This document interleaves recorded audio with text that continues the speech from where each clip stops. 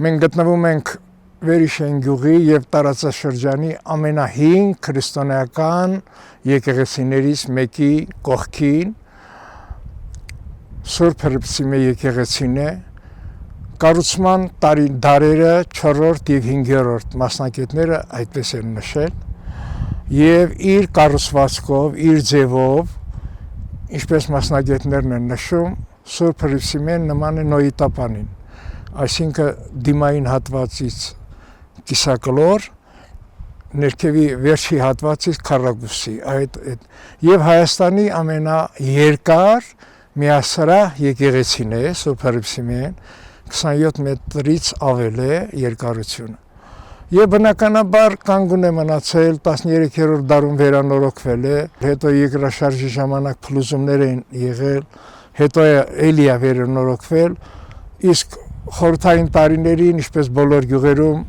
նման սրբավայրերը օգտագործվել է որպես պահեստներ, դա մենք բոլորս գիտենք։ Բավական ամուր է, նախկիներում ինչպես են կառուցել, ձուն ավազի հետ խառնել են, շաղաղ են ստացել եւ դրա տենց են կառուցել։ Հենց եկեղեցու մեծությունից էլ երևում է, որ տարածաշրջանի մի շարք գյուղերի է նա սպասարկել, էլի, այդ եկեղեցին, որովհետեւ այս մեծությամբ եկեղեցում պետք է նաեւ գային այս շրջապ, օրինակ մեր հարևան ակները, այնտեղ եկեղեցի չկա, իրենք էլ իրենց վերջը ռիտուալները, վերջը Աստծոտուն գնալը այստեղ են եկել մեզ հետ միասին։ Չնայած մենք գալիս ենք շաբաթ, կիրակի եւ ոչ միայն շաբաթ, մոմ են վառում, ակլոր են բերում, ատաղ են անում եւ այլն մեր ժողովուրդը, բայց կա նաեւ գործող եկեղեցի, Սուրբ Նորակնունքն է, որը վերևի հատվածում է 5 գյուղատեղին, որտեղ քարանձավներ են, 94 թվականին կանադահայ թեմի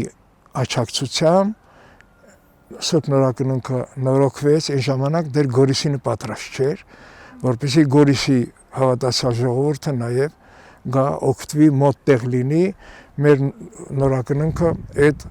առաքելությունը մատուցեց մեր ժողովրդին։ Հիմա բոլոր դեպքերում տարբերություն չեք դնում, կամ այնտեղ եք գնում, կամ այստեղ եք գալիս, ոչ մի խնդիր։ Խորհրդային տարիներին, ինչպես բոլոր գյուղերում, նման սրբավայրերը օգտագործվել է որպես պահեստներ, դա մենք բոլորս գիտենք։ Լավ է, որ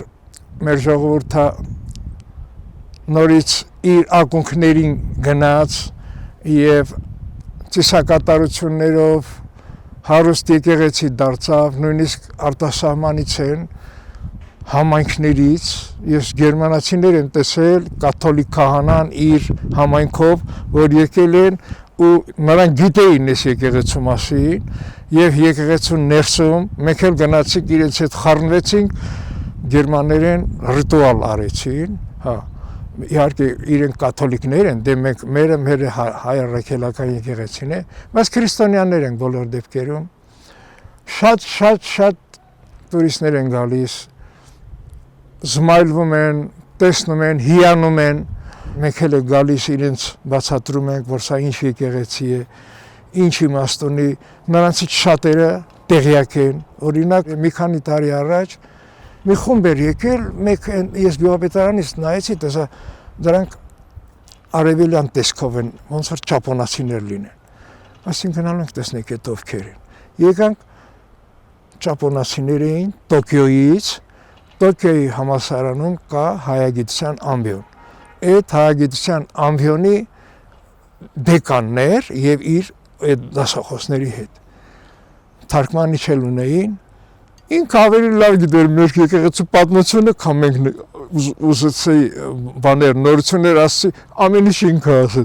ասեմ ես հիացա ուղղակի ձեր տեղեկություններից։ Պետք է նշել նաև, որ պեղումներ կատարվեցին թե ներսում, թե շրջապատում եւ այդ պեղումների արդյունքում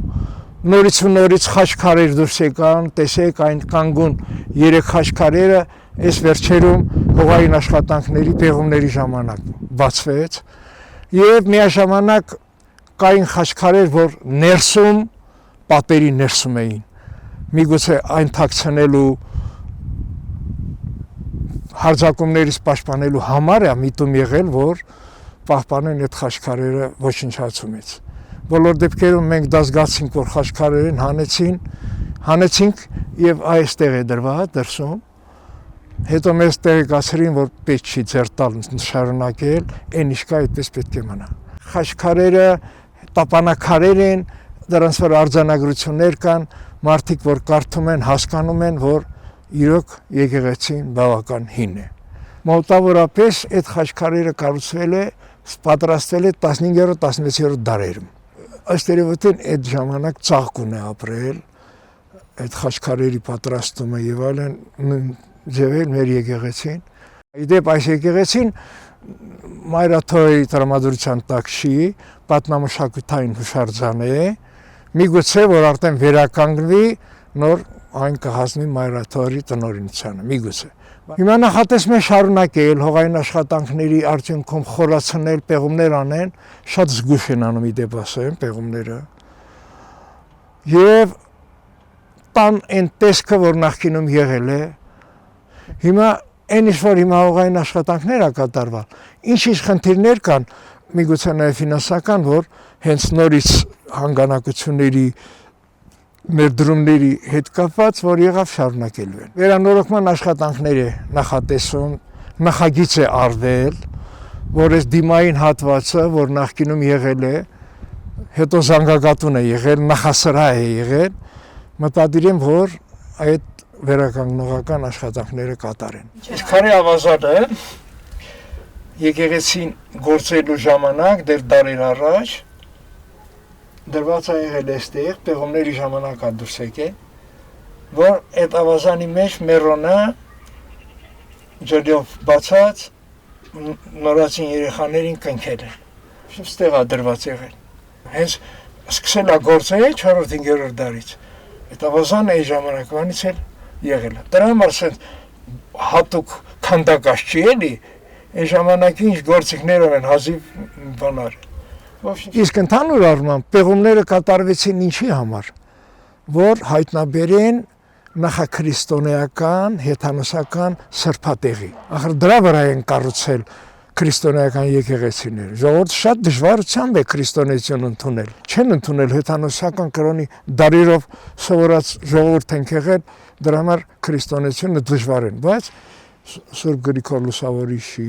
մեր սրբերի ջատագով քրիստոնեական պրոպագանդայով ժողովուրդը ընդունեց, մենակ գառնի մնաց էլի, որպես հեթանոսական տաճար, Տրտատ երկրորդի չավերես որպես գեղեցկություն։ Սա հազար եկեղեցի, մի բան էլ ասեմ, մի 2-3 տարի առաջ պատերազմական գործողությունները դեռ գնում էր, մեր Գորիսի համայնքապետը Արուշ Արուշանյանը, այստեղից մեր եկեղեցում մատաղ մատուցեցին զինակոչիկների համար, որ պիտի գնային պատերազմ։ Բանակ հետո պատերազմը սկսվեց էլի։ Բոլորը մեր եկեղեցուց գնացին ու այդ տղաներից, որոնք ստեղից ենք ճանապարհել, ոչ մեկի մազը չծարվեց։ Ես Արուշանյանին ասում եմ, պարոն Արուշյան, դու գիտեք դա ինչ է, մեր եկեղեցու ուժն է։ Միգուցե դա